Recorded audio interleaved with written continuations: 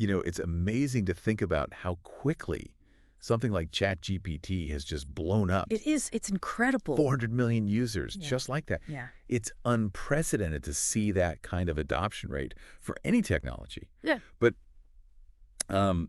when you take a step back and you look at the big picture, like business efficiency and productivity overall, it doesn't seem like much has really changed. That's interesting, isn't it? Like the real disconnect. We hear all this talk about AI revolutionizing everything. Yeah. Work and learning, creativity, just the whole 9 yards. Right. But then when we look at those productivity numbers, it is not really showing it. It really isn't. I mean, I think the number I saw was a 1.9% annual increase in productivity in the U.S. since ChatGPT came out. Yeah. Which is less than the average. Which is less than the historical average. Yeah, so it's like, what's going on here? Why is all this AI usage not actually translating into this huge productivity boom that we keep hearing about? Yeah. It's like we're promised the Jetsons, but we're still kind of doing things the same way. Yeah. And that's what brings us to this idea of Amara's law. Have you heard of that before? Absolutely, yeah. Amara's law, it's a concept in technology forecasting. It's a really well-known one. Good. It was coined by Roy Amara, who was a futurist. And it really speaks to what we're seeing right now with AI, that gap between the expectations and the reality. Right. And Amara's law basically says that we tend to overestimate the effects of technology in the short term. Okay. And we underestimate its effects in the long term. Interesting. So let's dive into that a little bit, because that's really the goal of this deep dive today, is to use historical examples, kind of try to understand this disconnect a little bit, and then maybe get a sense of what it means for AI moving forward. So where do we start with these historical parallels? Well, I think electricity is the perfect example. Okay. We had Edison's light bulb, Right. which debuted in 1879, a revolutionary invention. But Totally. get this, by 1900, so that's over 2 decades later, only about 10% of homes in the U.S. had electricity. Wow. So it took 21 years. 21 years for that to really take hold. To really spread. That's amazing, because you would think something like electric light, which is so obviously beneficial, would have spread like wildfire. Yeah. So what was the holdup? What was the obstacle there? Well, what's really interesting is that the invention itself was just the beginning. Right. To really leverage the power of electricity, it took these fundamental transformations across all these different sectors of business and society. Factories had to be completely redesigned to accommodate things like electric motors. Oh, New machinery had to be developed that was powered by electricity, and even the way people worked, the way work was organized, had to be rethought from the ground up. So it wasn't just like swapping out, gas lamps for light bulbs. It was a whole No, it wasn't a simple upgrade. Yeah. It was a complete systemic overhaul. So the big payoff, the big increase in productivity didn't actually come until much later. Exactly. Yeah, that's the key takeaway here. True productivity gains from these revolutionary technologies require these systemic changes that take place over decades, not years. All right. So the major productivity boom that's usually associated with electrification didn't really happen until about 30 years after Edison had his breakthrough.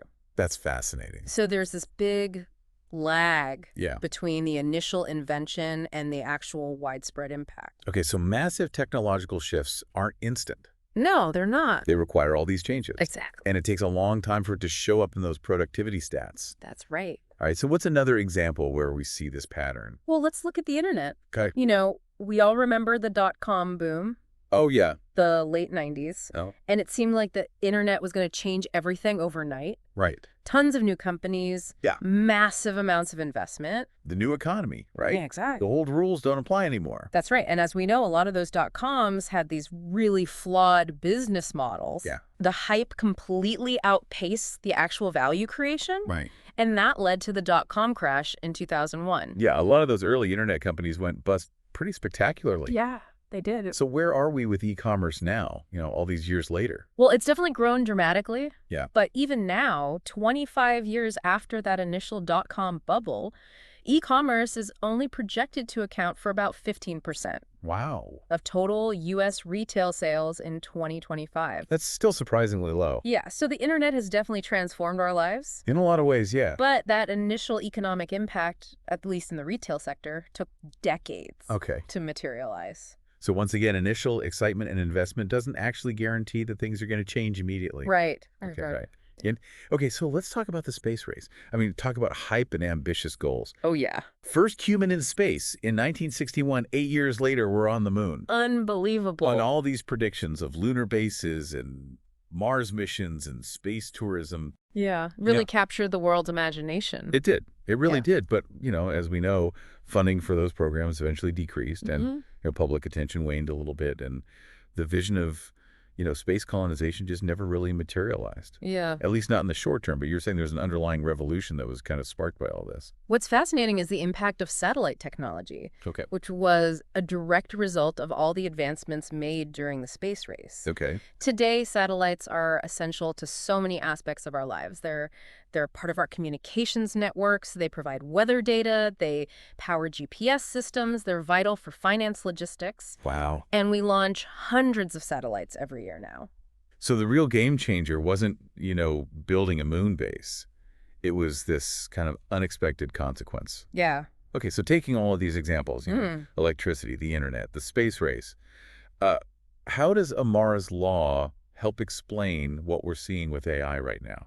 Well, if we apply Amara's law to the current AI enthusiasm, we're probably in that phase where we're overestimating the short-term effects. Okay. So if you think about how AI is being used right now in most businesses, it's for things like summarizing text, Right. providing customer service through chatbots, automating basic workflows. Yeah. And while these are useful, they're still relatively limited compared to all the hype. Yeah. And so this could very well be the peak of inflated expectations. So we're at that peak of inflated expectations, but Mm. we haven't really seen that widespread transformative impact. Right. What comes after that peak, typically? Well, typically what follows is the trough of disillusionment. Okay. And this is when that initial excitement starts to fade Right. because the technology doesn't deliver on all those promises. And Right. you might start to hear more about the limitations of AI, Sure. the challenges of integrating it into systems, Right. and maybe even some skepticism about its true potential. The AI backlash, maybe. Exactly. Yeah, we're already seeing some of that. Yep. With concerns about jobs and regulation and things like that. But you were saying that this trough of disillusionment could also be a period of opportunity. It often is, yeah. How so? Because during that trough, the really impactful, sustainable applications Okay. start to be developed. Right. The hype dies down, people get to work, Right. focusing on practical solutions. So looking back at these historical examples that we've talked about, Yeah. who are the companies that really thrived after those hype cycles?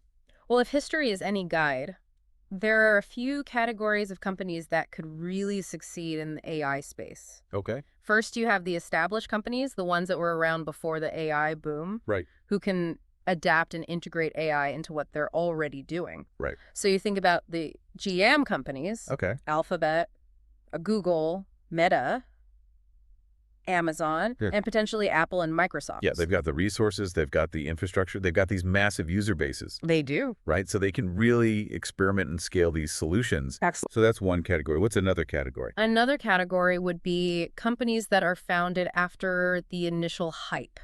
Okay. So they have this clearer understanding I see of what the- AI's limitations, but also its real potential. Okay. And they come in with these well-defined, sustainable business models. Right. If you think back to the internet era, Yeah. companies like Facebook, Airbnb, Uber, Yeah. they emerged after the dot-com bust, Right. and they built incredibly successful businesses Right. by meeting real-world needs in new ways using the internet. So the next generation of AI giants might not even exist yet. That's possible. Interesting. What about the companies that were kind of created right in the middle of the AI hype? Yeah. These pure AI players like OpenAI or companies that are, heavily focused on AI. What does history suggest about their chances? That's where I think history offers a little bit of caution. A Yeah. lot of those pure play internet companies that emerged during the peak of the hype, Right. like Netscape and Yahoo, they didn't ultimately survive. Yeah, in their original form, Right. or they got overtaken by later entrants. Interesting. While some pioneers like Amazon and Google did make it, Right. they were more the exception than the rule. Interesting. So these companies like OpenAI, while they're innovative, Yeah. they might face similar challenges as AI matures and as new, more focused players emerge. Right. They could end up like those early internet pioneers, groundbreaking, but ultimately surpassed. Okay, so being first doesn't guarantee that you're going to dominate in the long run. Right.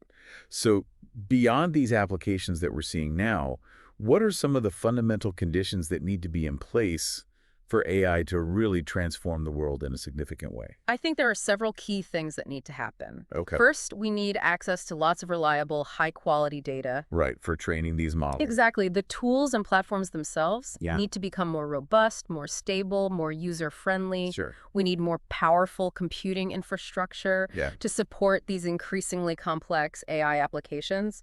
And very importantly, we need clear legal and regulatory frameworks Right. to govern AI development and deployment. Makes sense. And finally, widespread education and training Okay. will be essential for people and organizations to effectively use and integrate AI. So it's not just about the algorithms themselves, it's about this whole ecosystem. Yeah, it's about the whole ecosystem. Okay, so let's fast forward, say, 20 years from now. Okay. Based on Amara's law and these historical patterns, how do you think AI will have changed our lives? 20 years from now, it's very likely that AI will have reshaped our lives in a profound way, Yeah. but probably not in the ways we can imagine right now. Okay. Just like the space race wasn't really about satellite technology. Right. The truly transformative applications of AI might be things we haven't even thought of yet. Okay. Think about how satellites, which were kind of a byproduct of space exploration, Right. now enable things like GPS navigation, Yeah. high-speed internet in remote areas. Right. Those weren't the goals in the 60s. So AI could have a similar unexpected impact on society.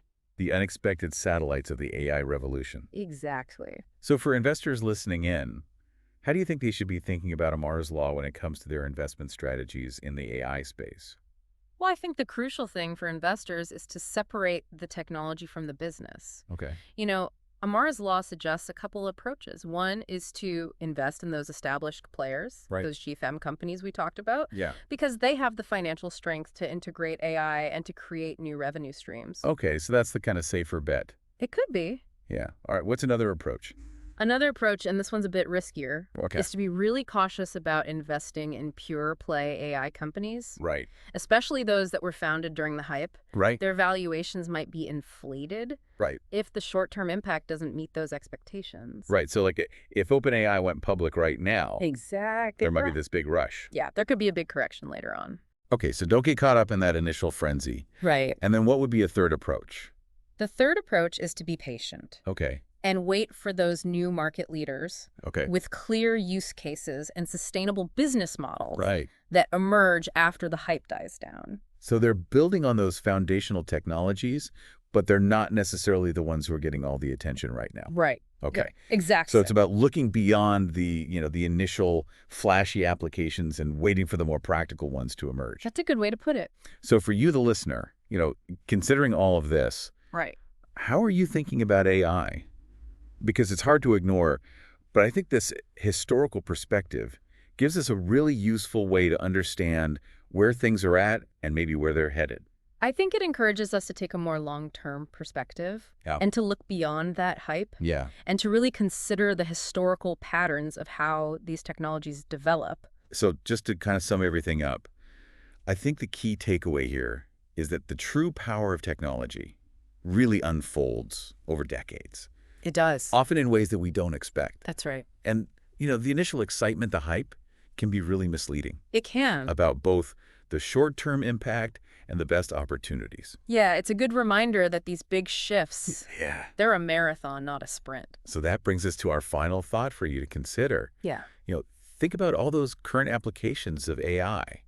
The chatbots, the text summarizers, all that automation we're seeing. Right. It doesn't feel revolutionary yet, but could these be the early steps, Yeah, the groundwork that's being laid for these future transformations it's possible. that we can't even imagine yet? Just like, those early steps with electricity, the internet, space exploration, those eventually led to the realities that we live in today. That's right. So what are the unexpected satellites of this current AI moment that we might be missing? It's a great question. It's something to think about. Yeah, definitely something to think about.